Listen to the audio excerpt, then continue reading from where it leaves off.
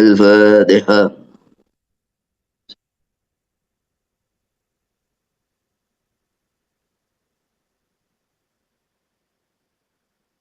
الفاتحة.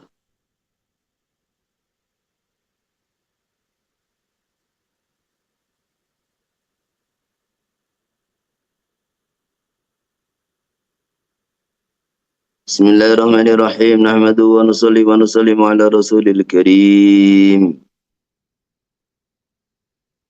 Di dalam kitab-kitab Madzhab Syafi'i, pembahasan mengenai kitab nikah itu diawali dengan pembahasan hukum nikah. Jadi hukum nikah, kemudian yang kedua, kriteria wanita yang layak untuk dijadikan istri atau dipinang. Kemudian selepas itu, poin ketiga, jadi kita ini sebelum nikah, kita tahu hukum kita menikah itu bagaimana. Kemudian terus wanita yang layak dianjurkan, kriteria-kriteria sifat-sifat wanita yang diperintahkan agama untuk kita pinang itu sifatnya yang bagaimana. Kemudian yang ketiga, apa itu tata cara melamar. Jadi istilahnya diawali dengan nadhar.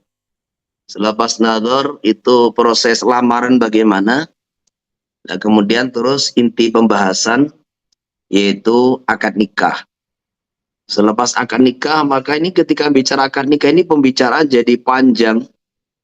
Mengenai rukun-rukun nikah, persyaratan-persyaratan setiap rukun. Nah, selepas itu selesai dibahas, maka akan membahas permasalahan-permasalahan polemik yang terjadi dalam rumah tangga. Sampai selesai. Kemudian yang pertama mau kita bahas adalah hukum nikah. Jadi di dalam Madzhab Syafi'i itu ada perincian nikah itu ada yang sunnah, ada yang wajib, ada yang makruh, ada yang haram. Nah, asli nikah itu sendiri bagaimana? Nah, itu memang ada dua pendapat dalam Madzhab Syafi'i.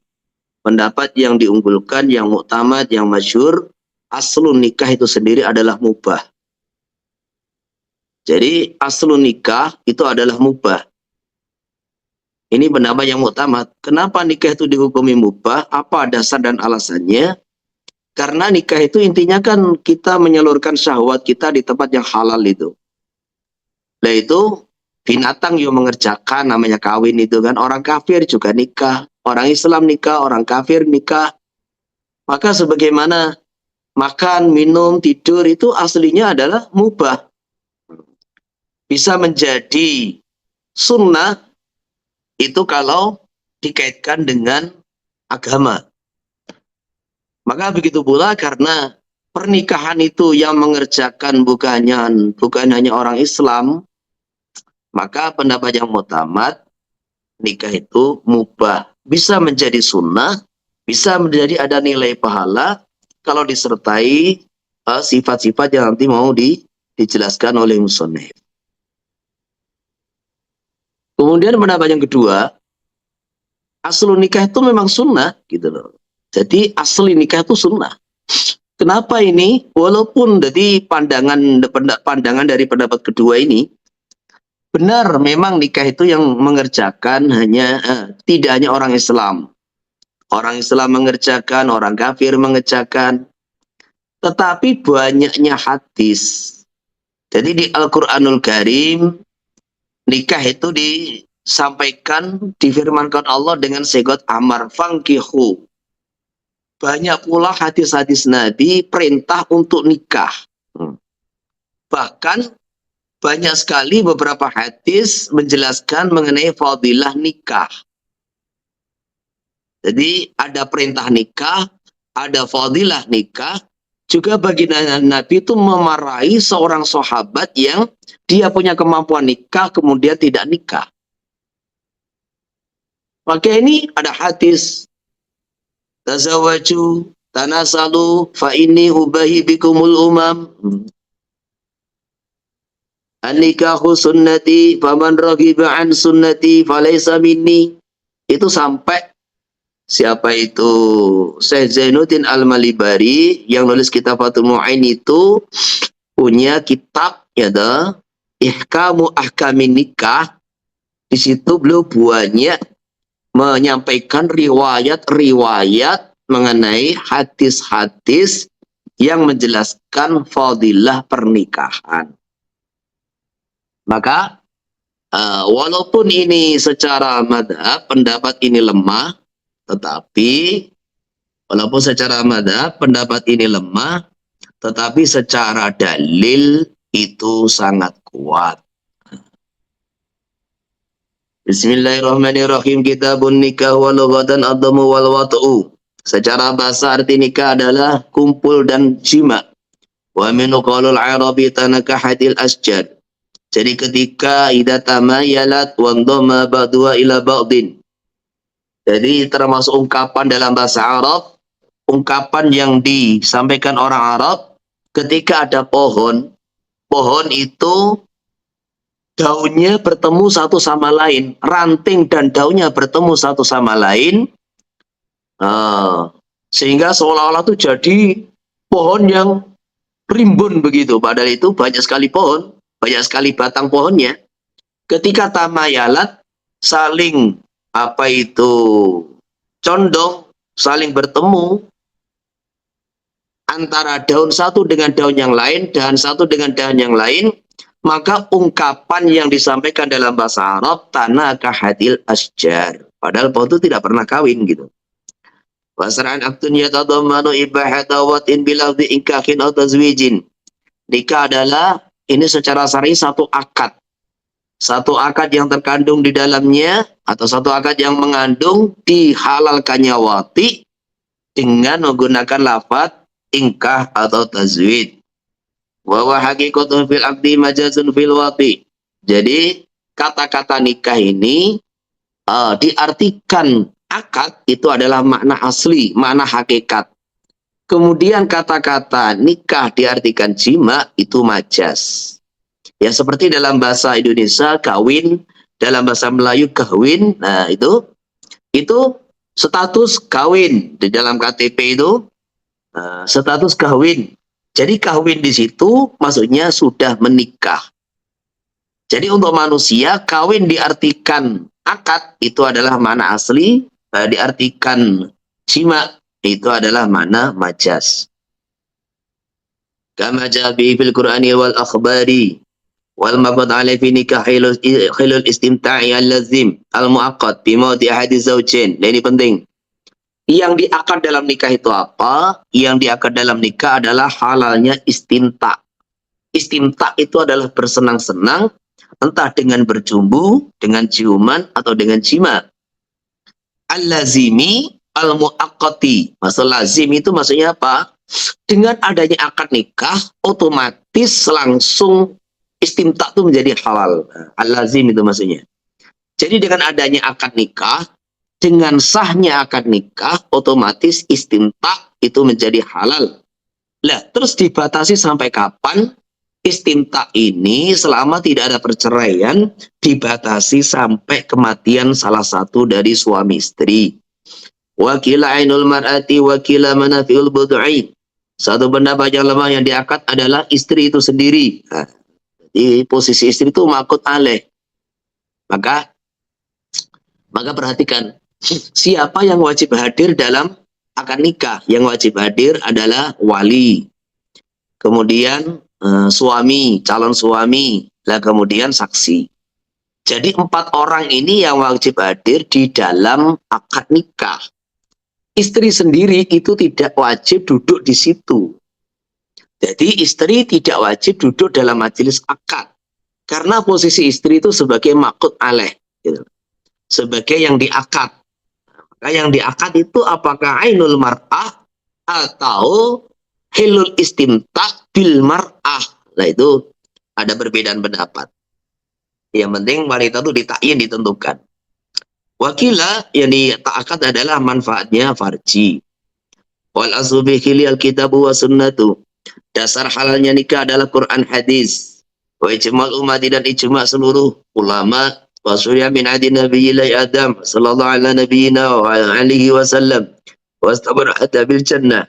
Jadi nikah itu disyariatkan sejak zaman Nabi Adam alaihi salatu wasallam. Dan terus berlanjut, bukan hanya sampai hari kiamat, pernikahan itu berlanjut sampai ke surga.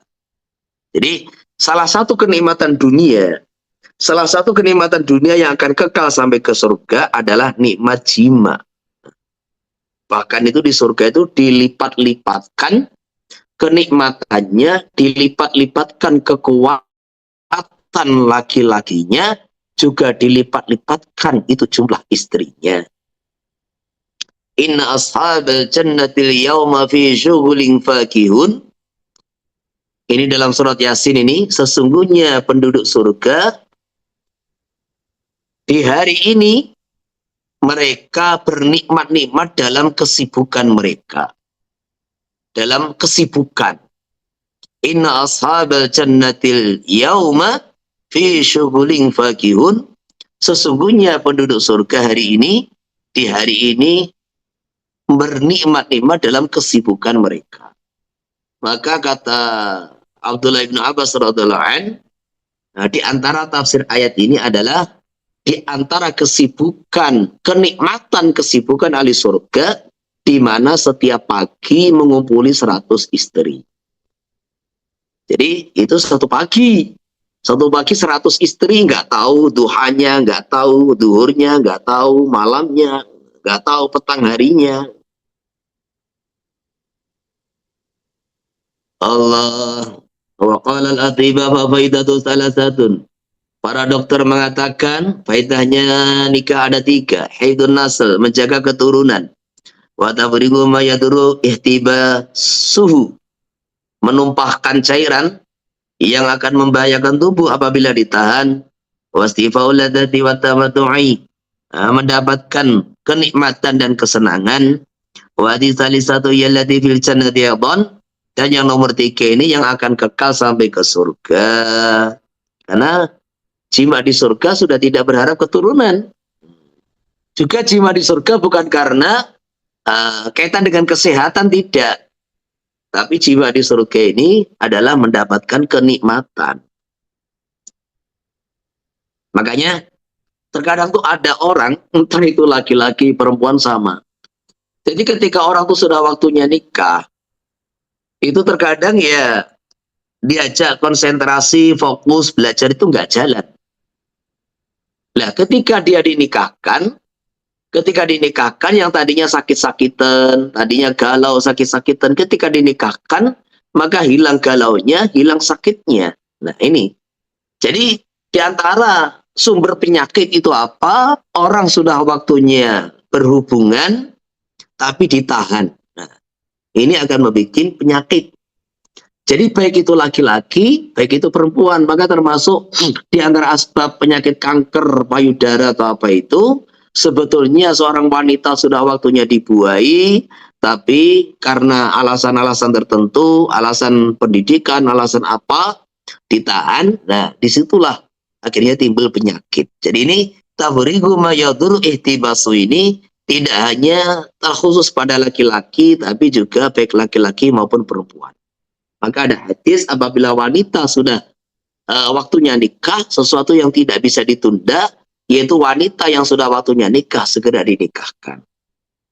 Wa mustahabun. Ini hukum nikah, tidak ada perincian di sini. Wa mustahabun litaikin ilal wati qadirin alal mu'ani. Sunnah itu nikah itu sunnah bagi orang yang memiliki 2 sifat. Yang pertama, taikin ilal wati, sudah pengen jima, atau kalau wanita pengen dijima. Kemudian yang kedua, mampu biayanya. Nah, jadi qadirin alal mu'ani ini khitab hanya kepada laki-laki. Kenapa? Karena kalau wanita yang dikhitobi, wanita nggak perlu biaya. Justru wanita itu nikah dapat semua. Dapat mahar, dapat nafkah, dapat rumah, kan gitu kan. Maka ini, qadirin alal mu'ani ini khusus bagi laki-laki. Lah wanita itu dianjurkan nikah, terutama apa? Di antaranya ya, satu karena taikin ilal wati. Yang kedua karena hajat. Jadi ada wanita itu hajat nikah karena perlu nafkah. Dia ini terlantar, nggak ada yang ngopeni, nggak ada yang nafkoi. Lah, maka dinikahkan, cukup dia ini sunnah nikah diantaranya satu karena memang taik atau karena hajat. Ya, min mahrin wa kiswati fasli tamkin wa nafqati yaumihi wa lailatihi. Jadi perlu dipahami yang dimaksud biaya yang wajib di dalam nikah itu apa? Ada tiga, yaitu mahar, satu setel baju, fasal satu musim, at-tamkini maksudnya satu musim di waktu, satu musim dikala istrinya tamkin menyerahkan diri kepada suami. Ini yang kadang tamkin. Jadi punya mahar, yang kedua punya satu setel baju yang diberikan istri untuk satu musim dikala istrinya tamkin sudah menyerahkan dirinya kepada suami. Karena dalam kitab-kitab fikih itu suami wajib kasih baju kepada istri itu adalah setiap satu musim begitu. Kemudian nafkah sehari dan semalam akad nikah. Jadi orang tuh punya mahar, kemudian bisa membelikan baju istrinya untuk satu musim, nah satu style baju, kemudian punya nafkah hari pertama nikah, ini sudah dianggap mampu nikah. Lah hari kedua bagaimana? Hari kedua nanti dipikir lagi. Jadi hari kedua dipikir nanti, yang penting hari pertama itu. Nafkah berupa menyewa rumah, makan, itu diantaranya. Wa in istaghala bil ibadati walaupun dia sibuk ibadah lil khabaril mutafa alaihi masyaras syabab. Wahai para pemuda, man barang siapa istata'a minkum yang mampu di antara kalian al-ba'ah biaya nikah, wa yatazawwaj maka hendaklah dia menikah, fa inna waghadhu lil basari wa sarul farj. Karena sesungguhnya jadi fa itu kalau jatuh selepas amar atau nahi, maka fa itu fa taklil.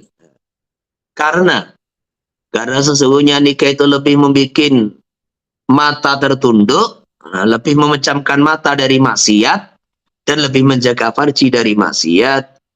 Walima karena perkara nikah min baqi nasli yaitu menjaga keturunan, wa hifdzin nasabi menjaga nasab, wal isti'anati alal masalihi dan bisa mendapat bantuan, maksudnya itu banyak mendapatkan apa itu maslahat sebab nikah, maksudnya ini. Jadi isti'anah itu bisa tertolong, bisa tertunaikan, bisa terbantu maslahat-maslahat dia, karena suami istri itu saling ta'awun alal birri wa taqwa. Allah.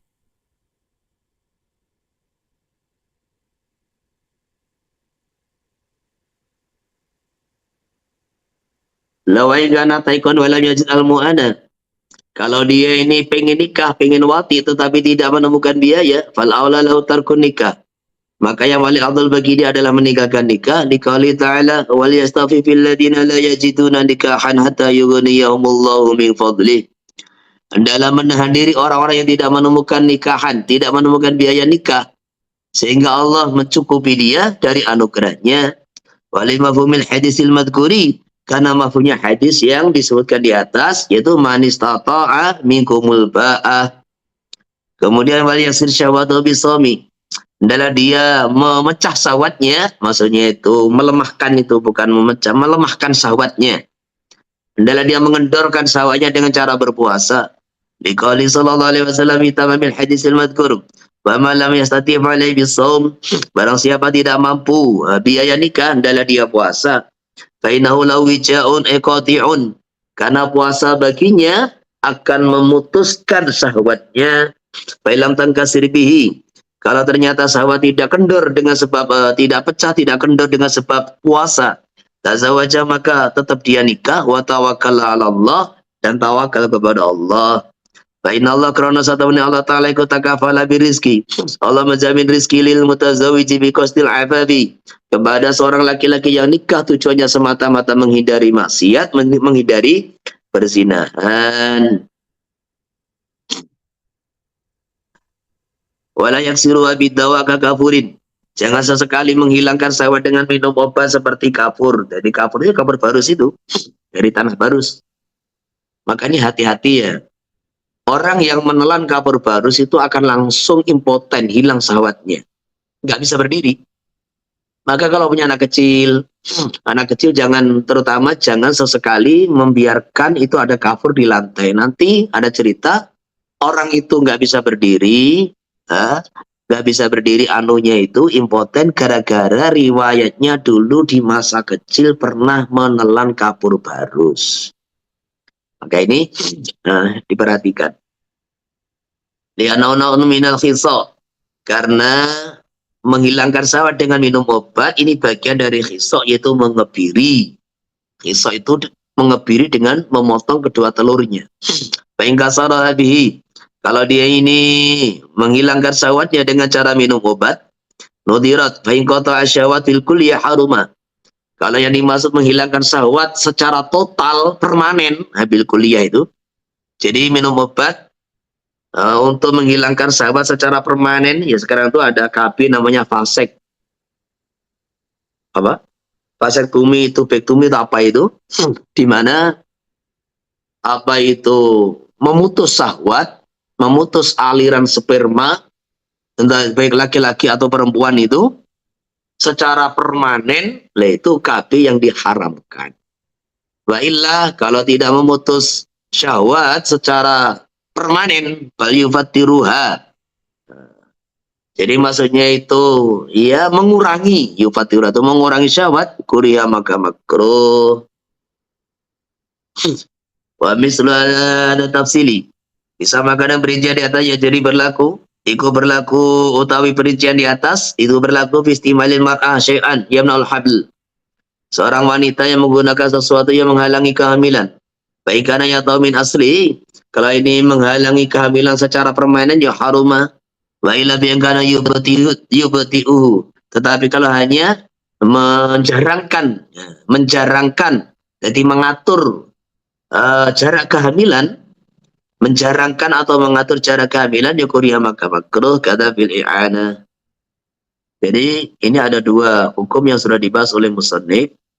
Yang pertama, hukum nikah itu sunnah bagi orang yang memiliki dua sifat, wis pengen jima dan punya kemampuan finansial untuk biaya nikah, yaitu sekedar mahar, kemudian nafkah di hari itu. Pakaian, makanan, sewa tempat tinggal. Itu udah cukup. Hari berikutnya, ya dipikirkan berikutnya.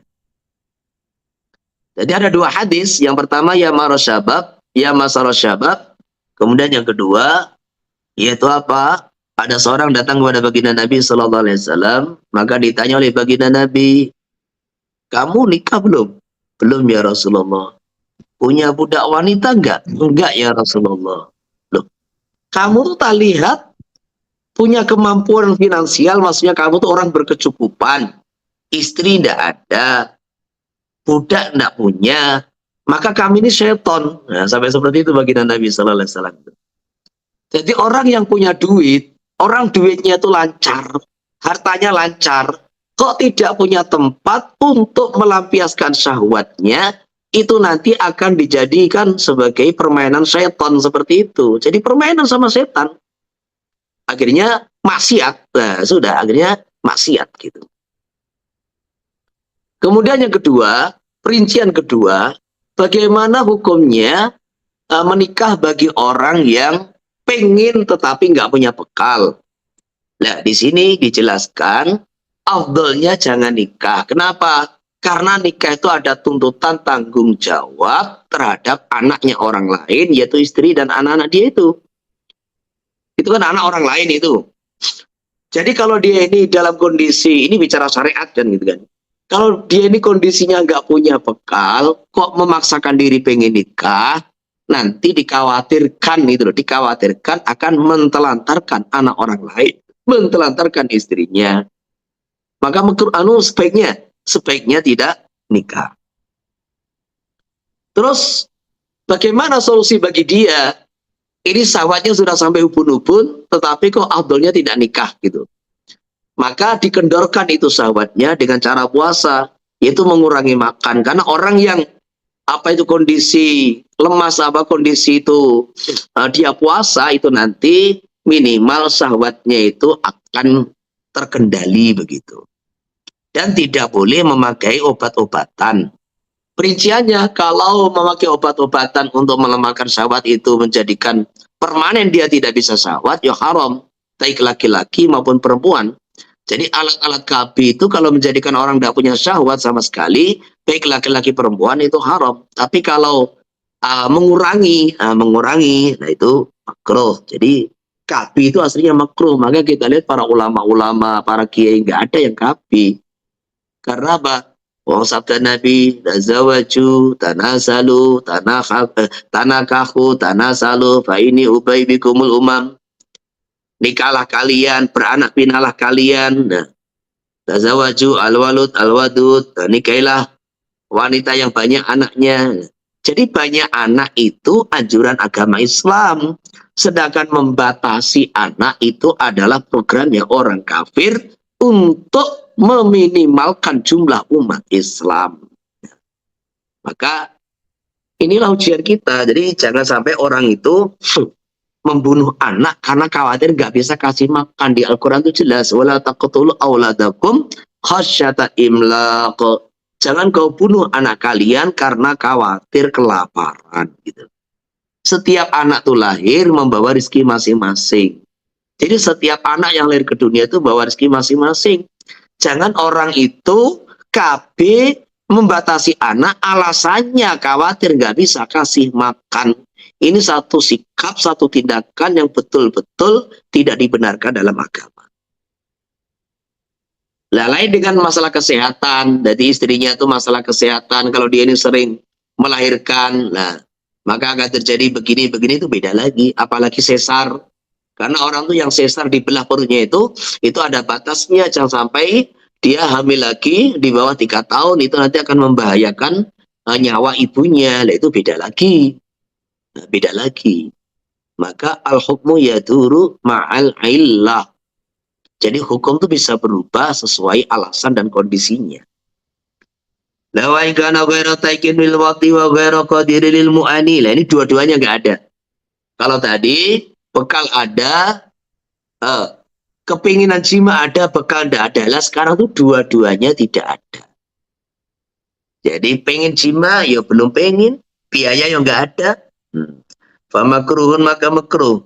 Kamala wajata al-ubada wa bi'illatun. Sebagaimana orang yang menemukan biaya tapi dalam dirinya ada satu ilat, satu penghalang. Satu ilat itu satu penyakit atau satu penghalang yang menghalangi dia nikah, kaharamin amaradid daimin au ta'ninin, seperti pikun atau penyakit yang berkepanjangan atau impoten, lima fihi min iltizami ma la yaqdiru 'alal qiyami bihi, karena di dalam nikah itu adalah menyanggupi sesuatu yang dia tidak mampu untuk mengerjakannya atau bertanggung jawab atasnya, min ghairi hajatin, tanpa ada hajat, bal yahrumu illam yakum bi huquqi zaujiyah, bahkan haram kalau dia tidak bisa menunaikan hak suami istri. Jadi ini hukumnya makruh. Bahkan kalau diyakini dia tidak bisa menunaikan, jadi haram gitu. Jadi makruh itu di sini ada dua surah. Yang pertama, orang yang tidak ada keinginan jima dan tidak punya bekal. Yang kedua, orang yang dalam dirinya ada satu ilat, penyakit-penyakit yang kalau dia nih memaksakan nikah, dia akan tidak akan bisa menunaikan hak pasangannya. Jadi kondisi itu pikun. Nah, ini kan tidak bisa mengumpul istri, impoten. Nah, nanti kan tidak bisa menunaikan mengumpul istrinya pula. Jadi sebagaimana laki-laki yang pengen jima, wanita itu yang pengen jima. Lah bagaimana jima, wong anunya itu nggak bisa berdiri kan gitu kan? Akhirnya apa? Mengecewakan pasangannya. Lah orang yang semacam ini makruh untuk nikah. Terus nomor 3, nomor 4. Ini kebalikannya. Wa in wajatal mu'ana lakinau ghairu taqilil wati. Jadi yang pertama punya dua-duanya. Yang pertama tidak punya bekalnya. Yang ketiga tidak punya dua-duanya. Yang sekarang tuh punya salah satu. Yaitu ada bekal tapi belum pengen nikah, belum pengen jima. Maka ditafsir fa'ingkana mustaqilan bil ibadati awil ilm. Kalau orang dia ini sibuk ibadah, sibuk ngajar, sibuk belajar, sibuk dakwah, fatakhalilahu aula. Maka takhal itu maksudnya konsentrasi kepada kesibukan ibadah itu lebih utama. Jadi takhal itu maksudnya fokus kepada ibadah dan ilmu lebih utama. Wailah kalau dia ini bukan orang yang sibuk dalam aktivitas ibadah, ilmuwan, apa nikahu abdul, maka nikah lebih utama kala itu dia fil batalatu wal faragu ilal fawakis, supaya pengangguran dari al batalah wal farag ini, pengangguran tidak menggiring dia kepada fawakis, yaitu perzinahan. Jadi orang yang dia ini punya bekal tapi belum pengen jima, ada orang memang itu gimana ya, disuruh kayak jima tuh nggak pakai pengen gitu loh. Maka ini dilihat kalau dia ini memang dalam kesibukan, entah sibuk ibadah, sibuk dalam ilmu, sibuk dalam dakwah. Nah orang begini teruskan aja itu, karena kesibukan dia itu akan menghalangi dari maksiat. Tetapi kalau dia ini orang pengangguran, bukan orang yang sibuk ibadah, ya nikah wae gitu, nikah wae. Wes, jadi ada 4, ada 4. Kemudian yang haram tadi apa? Yang haram itu adalah orang yang dipastikan akan merugikan pasangannya. Wahai sekolah nikah madhubun ditaikin qadirin. Kemudian ketika kita berpendapat bahwa nikah itu sunnah bagi taikin qadirin, fa inna nadaralau, kalau dia nadar nikah, falyasiku nadruhu yajibu ali wafa'uhu. Apakah sah nadarnya dan wajib ditunaikan? Al-jawab na'am, ya. Yajibu alai ayafiya binadrihi. Wajib dia menunaikan nadar nikah tadi. Alamata madaw Ibnu Hajar wa sarabihi Ibnu Rifah wa ghairuhu. Faqad ma'rafi babi nadar. Jadi gini ya. Kita bicara dalam bab nadar, itu syarat mangdur. Syaratnya mangdur, syaratnya perbuatan amaliyah yang dinadarkan itu apa? Yaitu sesuatu yang diperintahkan Allah yang bukan fardu ain. Sesuatu yang diperintahkan syariat, matlubun syar'an ayakuna matluban syar'an min ghairi fardhi ainin. Itu apa? Sunnah atau fardu kifayah. Nah itu yang dimaksud. Sunnah atau fardu kifayah. Itu syaratnya mangdur. Maka nadar makan, minum, ya nggak sah. Makan, minum perkara mubah. Nadar sholat 5 waktu, ya nggak sah. Itu sudah fardu ain. Jadi yang sah dinadarkan itu suatu amalan yang sifatnya sunnah atau fardu kifayah. Lah, nikah tadi sudah dibahas, ada kalanya sunnah, ada kalanya makruh, ada yang khilaful aula, ada kalanya haram. Nah, ketika kita menghukumi bahwa si A ini sunnah menikah karena memiliki 2 syarat, yaitu dia sudah pengen jima dan punya bekal. Seumpama, itu namanya furud. Seumpama dia ini nadar nikah, apakah sah nadarnya dan wajib ditunaikan? Jawabannya iya. Karena bagi dia nikah itu sunnah. Nah ketika nikah itu sunnah, maka masuk dalam kriteria mangdur. Yaitu syaratnya perkara yang dinadarkan, sehingga wajib ditunaikan. Pokoknya wajib nikah bighairi nadri. Terkadang itu, jadi nikah itu menjadi wajib sebab nadar bagi orang yang sunnah nikah. Terkadang nikah itu wajib dengan selain nadar. Kama law khafa ala nafsi al-anat. Ada orang sudah pengen nikah, biaya yo mampu, dan kalau nggak segera nikah, ini khawatir zina. Wa ta'ayyana tariqan lidaf'ihi. Dan ta'ayyana apa nikah? Ta'ayyana tariqah itu maksudnya nikah menjadi satu-satunya solusi untuk menolak zina. Maqadrati ala mu'anihi, dan dia sedangkan mampu untuk biaya nikah, maka orang begini wajib nikah.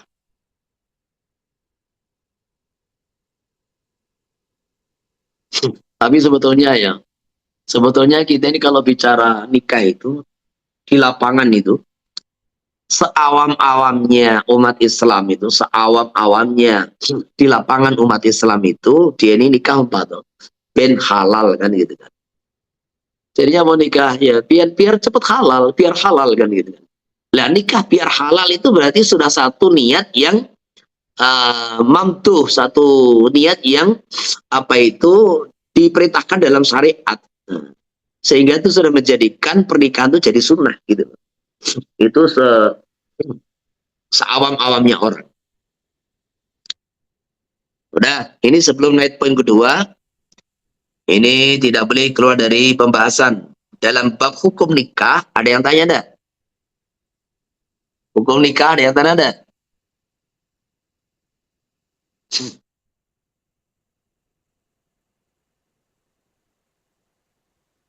Kalau enggak, kita lanjut. Ada yang nanya?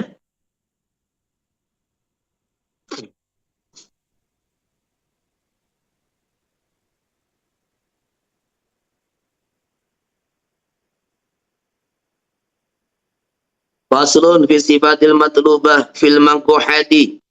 Sifat-sifat yang diperintahkan untuk dicari di dalam wanita yang mau dinikahi. Jadi maksudnya kita ini mau menikahi wanita, ini sifat-sifat yang diperintahkan ke agama untuk dicari itu sifat yang bagaimana? Nah itu di dalam hadis kan tungkahul mar'ah li jamaliha, wali maliha, wali hasabiha, wali diniha, alika bidatiddin. Jadi kata tungkahu di situ, itu di antara makna yang paling masyhur, ini bicara mengenai tradisi umum. Umumnya, maksudnya sabda Nabi itu, umumnya wanita itu dinikahi karena cantiknya, hartanya, nasab atau kedudukan keluarganya. Kalau hasab itu kedudukan keluarganya, kehormatan di tengah masyarakat. Nah, kemudian yang terakhir agamanya. Kalau kalian dapat semua ya alhamdulillah gitu loh. Itu kan kalau kita baca Al-Barzaji itu kan termasuk baginda Nabi itu menerima lamaran Sayyidah Khadijah radhiallahu anha kan li jamali wa li mali wa nasabin kullu minal qaumi yahwa. Jadi Khadijah itu punya segala-galanya. Yo cantiknya, yo hartanya, yo kepribadiannya yo baik, yo cantiknya, yo hartanya, juga dari keluarga bangsawan, kemudian dari rekod riwayat hidup adalah orang yang sangat baik di tengah-tengah kaumnya. Jadi semuanya ada. Makanya kalau orang tua menikah, dia dapati istri itu yo cantik, kemudian yo kecukupan, keluarga-keluarga nasabnya baik. Jadi nasab baik itu ya minimal. Kalau nasab baik itu ya karena keturunan baginda Nabi, keturunan Sada, Syarifah, keturunan aulia, keturunan ulama, kan gitu kan. Ini setara itu. Jadi keturunan Ahlul Bait, keturunan ulama, keturunan aulia. Minimal nasab baik itu adalah lahir dari keluarga yang tidak bermasalah. Bukan keluarga orang fasik gitu lah minimal. Jadi minimal lahir dengan cara nikah dari keluarga-keluarga yang tidak bermasalah, bukan keluarga fasik dan fasiqah. Minimal itu sudah dianggap nasabnya itu baik gitu, minimal gitu itu. Allah. Lah, seandainya empat aja dapat, ya agamanya ya dapat, orang bertakwa, orang alim kan gitu kan? Ya alhamdulillah. Tapi seandainya di situ itu tidak bisa didapatkan, terjadi ta'arud, maka menangkan sifat agama.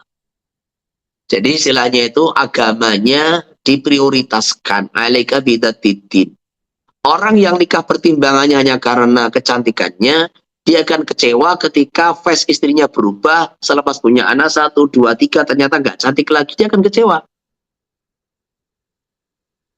Yang kedua, bisa saja kecantikan istri akan memperbudak dia.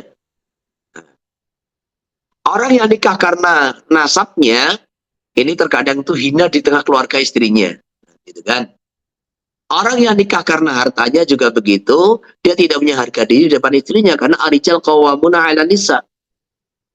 Sehingga laki-laki yang diri tidak punya, istrinya kaya raya, itu nanti terkadang malah dia nggak punya harga diri di depan istrinya.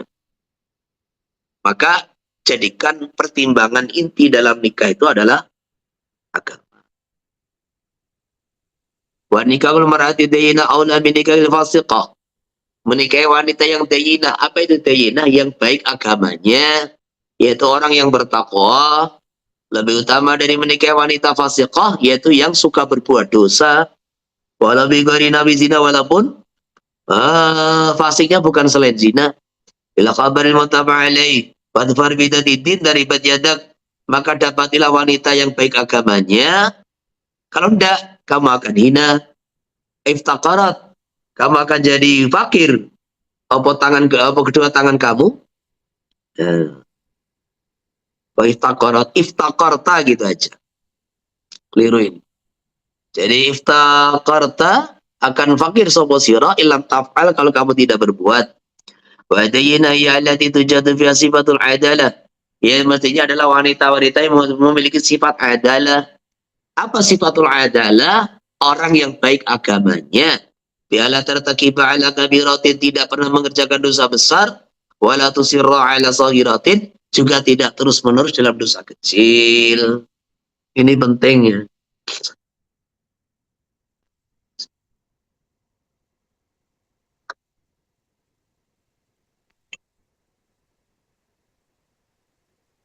Wala alama sirwani naklani Sayyid Umar.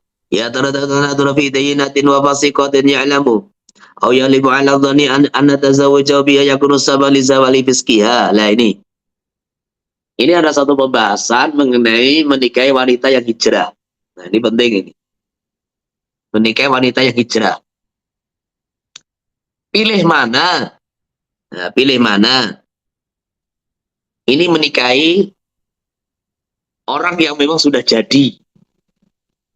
Menikahi orang sudah jadi, sudah mamanya itu pernah program masturot, ini wanita, ini to'at, ini wanita, ini tamatan pondok pesantren. Memang orang yang to'at gitu loh, sudah jadi. Atau fasiqah, ya'lamu aw yaglibu ala dhan anna tazawwaja biha yakunu sabab li zawali fiskiha. Jadi wanita ini mantan orang nakal. Lah dia datang, Ustaz, saya mau dinikahi, gitu loh. Saya mau taubat, mau hijrah. Sehingga ini kalau dinikahi oleh Ustaz, dinikahi oleh orang alim, nanti wanita itu jadi baik. Nah, jadi baik, menghilangkan seluruh masa kelam yang dia kerjakan di masa-masa sebelumnya. Sehingga ini ya tinggal apa itu namanya, ini lebih, kalau kita suruh milih ya, lah kalau kamu mau nikah duanya ya monggo kan gitu kan. Ini masalahnya suruh milih gitu loh, suruh milih. Pilih yang mana gitu loh. Nah jawabannya wala ala tsaniyah aula falau kila fi wujubi dzalika lam yab'ud. Jadi anehnya ini yang aula adalah menikahi yang kedua. Karena apa? Dengan menikahi yang kedua itu kamu menyelamatkan orang dari berbuat dosa gitu. Ini wanita mantan artis. Ini mantan artis gitu loh. Yang hari-hari berbuat dosa itu. Buka aurat macam-macam. Nah kalau dinikahi ustadz, dia akan jadi orang yang taat, ahli ibadah, ahli taqwa. Nah, maka pertimbangan dari pendapat ini, maka menikah yang kedua itu memang kalau diyakini dia akan bertaubat, berhijrah, maka lebih afdal dari segi menjadikan asbab dia meninggalkan dosa. Tetapi dari segi yang lain, ini tambahan saya, dari segi yang lain menikah yang pertama itu apa? Dalam kita ini menikahi wanita ini mau saya jadikan saya punya pondok pesantren untuk dia mengajar, menjadi bunyai, ngajar di pondok, berjuang bareng. Lah kalau saya suruh didik orang nikah juga didik dari nol, capek kan gitu kan. Gitu. Jadi seorang ulama itu dalam memandang itu, ini utama mana itu, ya punya alasan di sini karena apa? Sudut pandangnya itu Sayyid Umar itu karena dia menyelamatkan seseorang dari dosa, itu toh.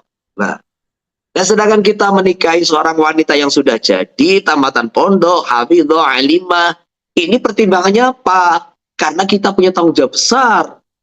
Orang tua saya, orang kampung saya, sudah menyiapkan tanah dibuat pondok. Lah, kalau saya menikahi orang yang belum jadi, nah, ini sama saja. Ini saya ini ya memulai dari nol gitu loh. Memulai dari nol itu satu pekerjaan yang berat, gitu. Satu pekerjaan yang berat gitu loh. Nah, ini satu pandangan. Wa nikahul mar'ati nasabiyya imanu fatil asl wa thayyibati li nisbati ila ulama wa sulahawil arab. Menikahi wanita yang nasibah yang baik nasabnya, yakni diketahui nasabnya dan baik nasabnya karena dinisbatkan ini keturunan ulama sulahawil arab ikaula menikahi waria, lebih utama dari menikahi yang nasabnya tidak baik. Batukrah bintu zina wal fasiki, makruh menikahi anak hasil zina dan anak orang pendosa. Qala Ibnu Hajar wa ulhiqa biha laqitatun wa man la yurafu abuha, disamakan dengan bintu zina dan bintul fasik, yaitu laqitah, wanita terlantar, wanita temuan, dan wanita yang tidak diketahui siapa bapaknya. Jadi kemarin aku pernah ceritakan itu, zina itu satu dosa yang berketurunan gitu loh. Karena dosa zina itu menyakiti orang, mempermalukan keluarga orang. Zina itu bukan hanya dia sendiri yang malu sebetulnya. Dia membuat malu keluarga orang. Coba, kalau kita ini naudzubillah ya, semua naudzubillah. Kita punya satu keluarga. Yang keluarga kita ini ada satu saudara, keponakan apa berbuat zina. Sak keluarga itu tercoreng semua gitu. Nah begitu pula laki-laki yang menzinai wanita, dia telah mencoreng itu satu keluarganya. Makanya jadi dosa yang berkarma gitu, dosa yang akan menjadi karma kembali kepada keturunannya. Makanya ada satu ahbab dari Jakarta dulu, itu ditanya, bercerita kepada kita kan, bercerita bahwa dia mengadakan riset penelitian, menanya 1.000 orang yang pernah zina. Dari 1.000 orang yang dia tanya yang pernah zina itu, diusut. Kalau ndak ayahnya, ibunya, kakek, neneknya semua pernah zina. Coba begitu. Jadi zina itu satu dosa yang berketurunan. Maka disitulah jangan sekali-kali menikahi wanita zina. Karena ini lahir dari hubungan yang tidak baik. Maka bahannya itu tidak baik. Sehingga nanti akan mewarisi sifat-sifat yang tidak baik. Gitu. Maka ini makruh. Makruh itu ya dihindari begitu. Wa dzalika liqabrita khayrul lintafikum. Memilihlah untuk meletakkan sperma kalian. Wala taddu'a bi ghairi aqfa. Jangan kau letakkan sperma di wanita yang tidak sekufu. Wa qala Ibnu Shalah, lawasan itu via maqal. Hadis ini memiliki beberapa sanad yang dikritik. Jadi via maqal itu dikritik itu sanadnya. Lakin sahahahu al-Hakim, tetapi hadis ini disahkan oleh Imam Hakim. Bahwa radhiyan iyyakum wa khadir ad-diman. Jauhilah oleh kalian khadir ad-diman, wanita cantik tetapi nasabnya buruk. Kalau sahabat bertanya, "Man hiya ya Rasulullah?" Qala al-mar'atul hasana fil mambatisu. Jadi khadir ad-diman itu necoro, ini kata-kata kiasan. Bibit kurma yang subur tetapi tumbuhnya di tempat sampah. Jadi khadra ini satu pohon yang subur, pohon kurma yang subur, tetapi tumbuhnya di tempat kotor, di tempat sampah. Nah ini dijadikan kiasan oleh baginda Nabi, majas oleh baginda Nabi Sallallahu Alaihi Wasallam. Wanita cantik dipandang menyenangkan, tetapi nasabnya tidak baik. Ini ada satu cerita toh. Ada satu cerita itu di mana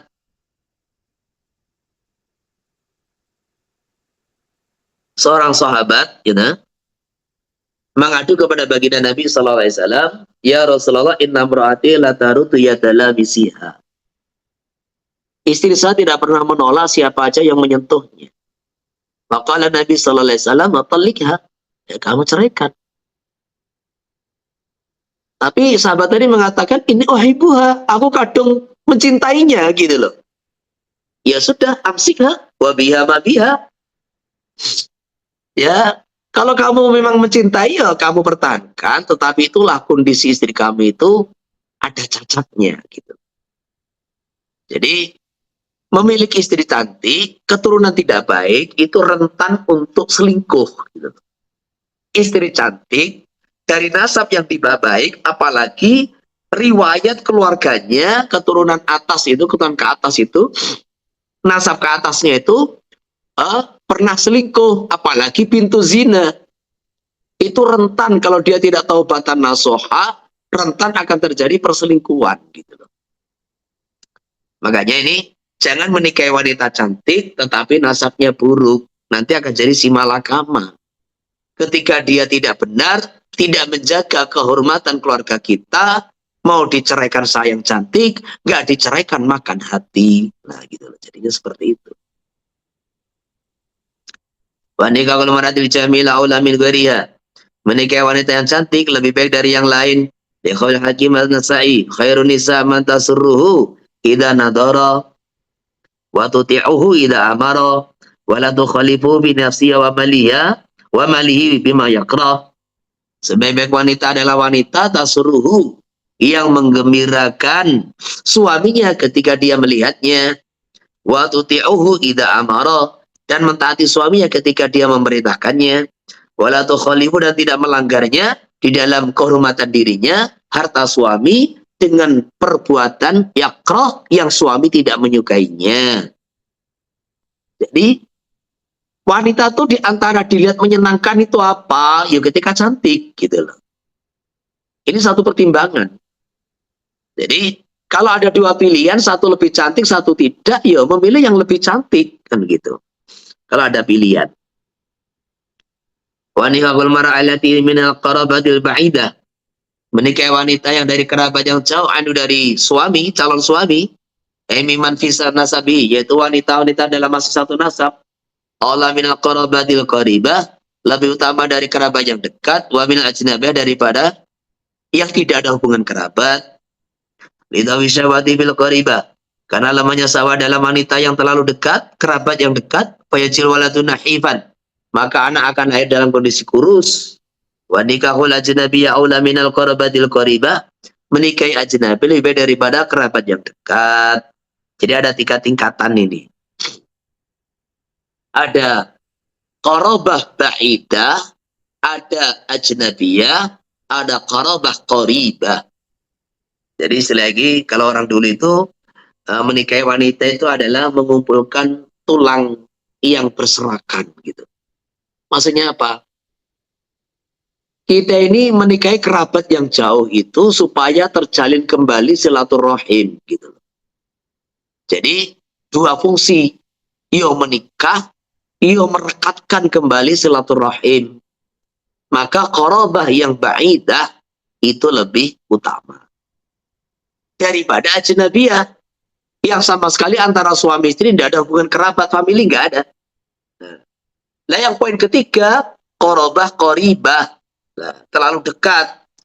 Nah ini maksudnya itu mafdul gitu. Kenapa?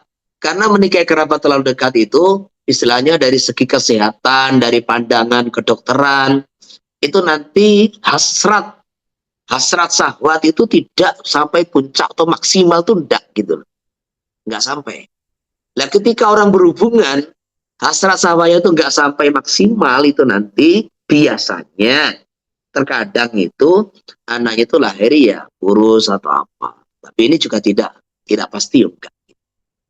Ini salah satu pengalaman sebagian orang gitu. Lawal murabil qaribah, dengan kerabat yang dekat, maniya bi awali darajil khula wal umumah, yaitu wanita yang di awal derajat apa saudara ibu, saudara ayah. Jadi anaknya saudara ibu, anaknya saudara ayah, yang dimaksud adalah sepupu. Walayus kalau ngadukira bitazawajin Nabi sallallahu alaihi wasallam Zainab bint Jahsh ma'ana bintu amati li anu tazawaja bayari jawazi nikahi zawjatil mutabanna. Loh, katanya itu nggak baik nikah sama kerabat yang dekat. Lah itu baginda Nabi menikah dengan Zainab bintu Jahas. Di mana Zainab bintu Jahas itu adalah bintu ammatihi, putra bibinya. Jadi putra ibunya itu adalah saudara ayah Nabi gitu loh. Ibunya Zainab itu adalah saudara perempuan ayah baginda Nabi SAW. Kenapa ini tidak menjadi iskal? Karena baginda Nabi menikahi Zainab bayanan untuk menjelaskan bolehnya menikahi wanita mantan anak angkatnya, zaujatil mutabanna. Jadi zaman jahiliyah, kalau ada wanita dinikahi anak angkat, itu nggak boleh dinikahi oleh ayah angkatnya. Jadi nggak boleh. Itu karena anak angkat dalam zaman jahiliyah seperti anak kandung. Maka disitulah ketika apa itu Zainab itu. Jadi ceritanya kan begini. Ada utusan dari baginda Nabi Sallallahu Alaihi Wasallam itu melamar Zainab, tapi bukan untuk Nabi, tapi untuk Zaid bin Harithah, yaitu putra angkatnya baginda Nabi Sallallahu Alaihi Wasallam. Di mana secara nasab ini jelas sangat tidak sekufu gitu. Di mana Zainab itu Jahas itu jelas Hashimiyah, sepupu Nabi. Gitu. Nah, sedangkan Zaid bin Harithah ini orang Afrika, mantan budak, sangat tidak sekufu gitu. Tetapi karena ini perintah Nabi, udah dijalani. Nah, dijalani. Karena Zaid bin Harithah ini bukan sekedar putra angkat Nabi, sangat disayangi oleh baginda Nabi Sallallahu Alaihi Wasallam.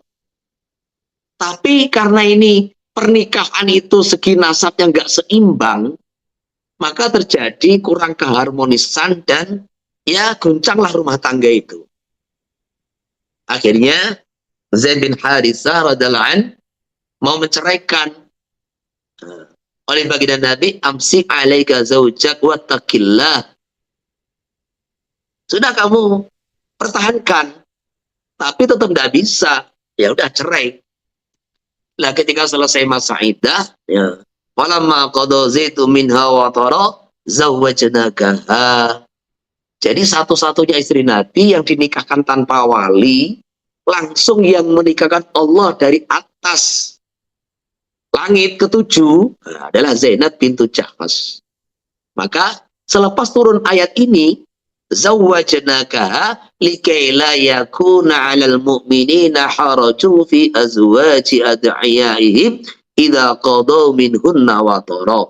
Jadi Allah sendiri menegaskan, karena ketika baginda Nabi sallallahu alaihi wasallam itu menikahi Zainab, terkadang ya ada orang tuh cerewet, komentar, mencaci maki, kok bisa Muhammad tuh menikahi wanita mantan anak angkatnya? Maka Allah jelaskan, tradisi jahiliyah itu dihapus oleh Islam, tidak dibenarkan oleh Islam, yaitu larangan menikahi wanita mantan anak angkat, itu dihapus oleh Islam. Zawwajnakaha, kami Allah, aku Allah yang menikahkan kamu dengan Zainab, likai la yakuna 'alal mu'minina haraj, sehingga tidak ada kesulitan bagi orang-orang beriman fi azwaji ad'iyaihim, di dalam menikahi wanita-wanita mantan dari anak angkatnya. Ad'iyah itu bukan anak tapi didakwa anak. Idza qadaw minhunna watara, ketika mereka sudah menunaikan hajatnya, dinikahi dan sudah selesai masa iddah. Jadi ini bayanan li jawazi nikahi zaujatil mutabanna wala bitazawwaji aliin Fatimah. Juga tidak ada iskal mengenai menikahnya Sayyidina Ali dengan Fatimah radhiyallahu anha li'anna, karena Fatimah itu qarabatun ba'idah, kerabat yang jauh. Ini ya bintu ibni Ami, la bintu Ami, itu adalah cucu dari pamannya. Jadi antara apa itu baginda Nabi dengan Sayyidina Ali itu kan sepupu kan. Jadi baginda Nabi dengan Sayyidina Ali itu sepupu. Kan gitu kan. Lah Sayyidina Ali menikahi anaknya sepupu, bukan menikahi sepupunya. Itu termasuk qorobah yang ba'idah. Wa nikahul bini aula minat thayyibi. Menikahi gadis itu lebih utama daripada janda. Bila beribi fil akhbari sahihati. Karena ada perintah menikahi janda dalam hadis yang sahih. Ma'atalili bi'ana la bakara adabu afwan. Disertai oleh memberikan alasan baginda Nabi Sallallahu Alaihi Wasallam. Jadi taklilihi. Jadi taklil itu oleh memberi alasan baginda Nabi bahwa wanita perawan itu lebih manis mulutnya. Jadi ini adabu afwan itu bisa diartikan apa adanya, juga bisa diartikan kiasan gitu loh. Ay alyanu kalaman, lebih lembut kata-katanya, au ala zahiri, atau diartikan apa adanya, min atabiyatihi wa halawatihi, yaitu manisnya mulutnya perawan. Wa antaku arhaman, lebih rapat rahimnya, aktsaru auladan, lebih banyak anaknya, warda bil yasir, dan ridho dengan pemberian yang sedikit. Nah, masa itu alam iman ajaza anil intidadi. Terkadang janda itu lebih utama bagi seseorang, yaitu bagi orang yang tidak mampu iftidad daripada memecah keperawanan. Waliman idza ayalun, dan bagi orang yang memiliki beberapa keluarga tanggung jawab, jadi keluarga anak ngiyal, keluarga yang masih anak-anak, ya tajuli kamilatin, yang berhajat kepada wanita yang sempurna, taqumu alain, yang merawat atas ayal, kamastauso istaswabahu, sebagaimana baginda Nabi membenarkan min Jabir, dari Jabir radhiyallahu anhu, ada kepada alasan ini. Jadi maksudnya secara mutlak kalau suruh milih antara menikahi janda dengan gadis, ya milih gadis. Karena apa? Ada satu cerita, Jabir mau nikah, kan gitu kan. Jabir tuh mau nikah. Maka sobat kepada baginda Nabi Sallallahu Alaihi Wasallam. Ditanya oleh baginda Nabi Sallallahu Alaihi Wasallam, yang kamu nikah ini gadis apa perawan? Gadis apa perawan? Gadis apa janda? Janda ya Rasulullah. Halla bikratu laibuka wa tulaibuha, kan gitu. Jadi halla bikratu laibuka wa tulaibuha. Kenapa kamu tuh tidak nikah sama gadis yang bisa kamu ajak main-main? Maksudnya nikah dengan gadis itu lebih romantis gitu loh. Lebih romantis gitu. Bisa main-main, bisa bergurau. Dalam hadis yang lain, gadis itu dalam fadilahnya adabu afwahan. Jadi wanita itu ketika nikah gadis itu ada malu-malunya, lebih sopan perkataannya, gitu loh. Dan memang ya jelas sisi lain ya memang lebih manis mulutnya. Lah antaku arhama itu dua makna. Bisa diartikan itu lebih rapat itu anunya, atau bisa diartikan lebih banyak anaknya. Dan yang terakhir, al-arda bil yasir, tidak suka membanding-bandingkan. Ini loh. Jadi karena wanita ini kalau sudah pernah nikah, dia mungkin suami pertama dulu dikasih begini, begini, begini. Nah ternyata nikah dengan kita itu nafkahnya sedikit. Ada sedikit perbedaan, akan dia banding-bandingkan gitu loh. Jadi sulit untuk move on. Nah, menikahi janda itu terkadang sulit untuk move on. Nah di situ itu. Sehingga akhirnya tidak bisa fokus kepada kita gitu loh. Termasuk menikahi wanita yang pernah punya pacar, itu nggak bagus itu. Itu kan orang pacaran itu kan fasikoh, termasuk kan begitu itu. Akhirnya kayaknya dia ini janda tapi janda. Kayaknya dia gadis tapi rasa janda jadinya kan gitu kan. Jadi gadis tetapi karena punya meletakkan cinta pada seseorang, akhirnya jadi ya itu pernah bercinta dengan seseorang ya jadi serasa janda jadi. Itu nggak bagus. Kecuali kalau punya alasan, dia sudah tua, umur 70 tahun, ditawari gadis, waduh nggak mau saya, ini terlalu berat, saya minta janda saja. Ya sudah, ini punya alasan. Kayak Jabir, ini kenapa kamu nikah janda? Ya Rasulullah, saya punya adik itu 8 atau 9 gitu. Masih kecil semua, perlu perawatan. Lah kalau saya nikahi gadis, maka saya jadi merawat 9 orang, bukan 8 orang gitu loh. Tetapi dengan saya menikahi janda, akhirnya dia bisa menyisir rambutnya, merawat dia. Lah, jadi dijadikan sebagai ibu bagi adik-adiknya. Karena ini Jabir ini orang tuanya meninggal dunia, meninggalkan anak yang banyak, di antara adik-adiknya itu masih kecil, tidak ada yang merawatnya. Maka akhirnya dia mengalah nikah dengan janda supaya bisa merawat adik-adiknya. Satu pertimbangan. Gitu. Jadi istilahnya ketika orang tuh memilih janda itu ya banyak pertimbangan gitu. Kayak baginda Nabi SAW sendiri itu nikah sekian kali, yang gadis cuma satu, yang lain janda semua. Karena yang belum nikah itu semua ada hikmahnya. Tuduhan orang-orang Yahudi yang menganggap baginda Nabi itu adalah nikah karena syahwat, karena apa? Ini semua bohong semua. Baginda Nabi itu orang yang paling menahan syahwat ya, karena apa? Beliau dikasih kekuatan 30 laki-laki. Jadi kalau nikah itu cuma 10, 15 itu sudah sangat menahan nafsunya gitu loh. Oh, Nabi Sulaiman itu istrinya 1000. Nabi Dawud itu istrinya 100 coba. Itu nabi-nabi Bani Israel. Jadi kalau baginda Nabi SAW itu istrinya cuma 9, pernah nikah 14 kali, itu sebetulnya sudah mujadah pol gitu. Ini satu sisi cerita. Jadi yang jelas, ada pertimbangan lain. Kenapa kamu nikah janda?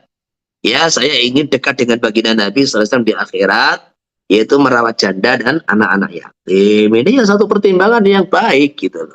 Semua punya pertimbangan gitu. Maka ada satu cerita yang kemarin itu, ada orang tuh bingung milih pasangan kan. Di kitab itu ada, saya baca. Di kitab Irsyadul Ibad kalau nggak salah. Ya karangan itu, Syekh Zainuddin Al-Malibari itu. Ada orang bingung mau nikah itu. Pokoknya berbulan-bulan itu nggak ada jawaban. Wanita yang kayak apa yang mau saya nikahi?